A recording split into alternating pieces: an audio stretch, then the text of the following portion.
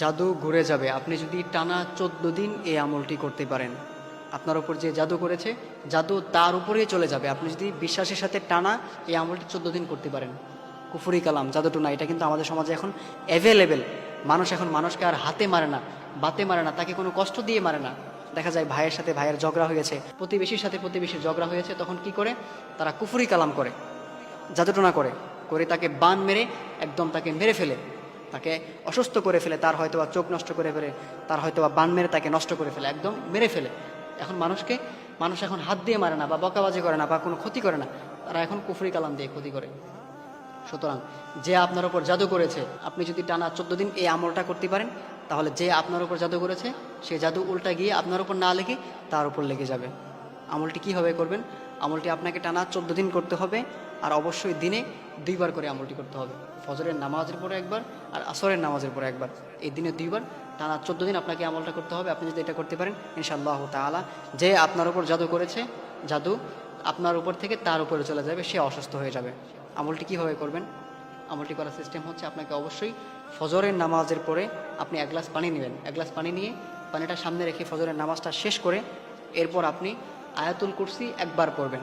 আয়াতুল কুরসি একবার, এরপর আপনি সূরা ইখলাস একবার, এরপর সূরা ফালাক নাস একবার পড়ে এরপর আপনি কোরআনের এই আয়াতটি 11 বার পড়বেন। সেই আয়াতটি হচ্ছে ওয়ারাদ্দাল্লাহুল্লাযীনা কাফারু বিগাইযিহিম লাম ইয়ানালু খায়রা ওয়া কাফাল্লাহুল মুমিনিনাল কিতাল ওয়া কানাল্লাহু কাবিয়্যান আজিজা।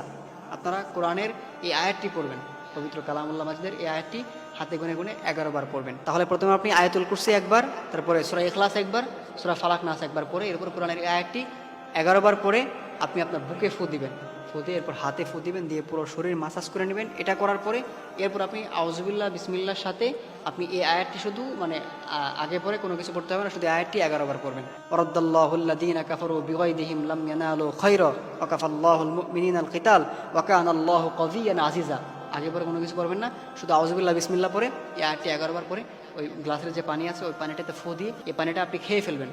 এটা হচ্ছে ফজরের নামাজের পরে যে সিস্টেমে করবেন, সেম সিস্টেমে আসরের নামাজের পরে আবার করবেন। এরকম করে আপনি যদি দৈনিক 2বার করতে পারেন, টানা 14 দিন আপনি যদি আমলটা করতে পারেন, ইনশাআল্লাহ তাআলা যে আপনার উপর জাদু করেছে, জাদু তার উপরে চলে যাবে। এরপরেও যদি এটা সুস্থ না হয়, যে আপনার সুস্থ হচ্ছে না বা কাজ হচ্ছে না, তাহলে আপনি অবশ্যই কবিরাজের কাছে না গিয়ে, আপনার টাকা নষ্ট না করে, আপনি ধোকায় না পড়ে, আপনার টাকাগুলোকে নষ্ট না করে, আপনি অবশ্যই ভালো একজন রাখির দ্বারা এটা রুকায়া করে নেবেন। ইনশাআল্লাহ তাআলা এটা 100% সমস্যার সমাধান হয়ে যাবে, আপনার কুফরি কালাম ইনশাআল্লাহ ঠিক হয়ে যাবে।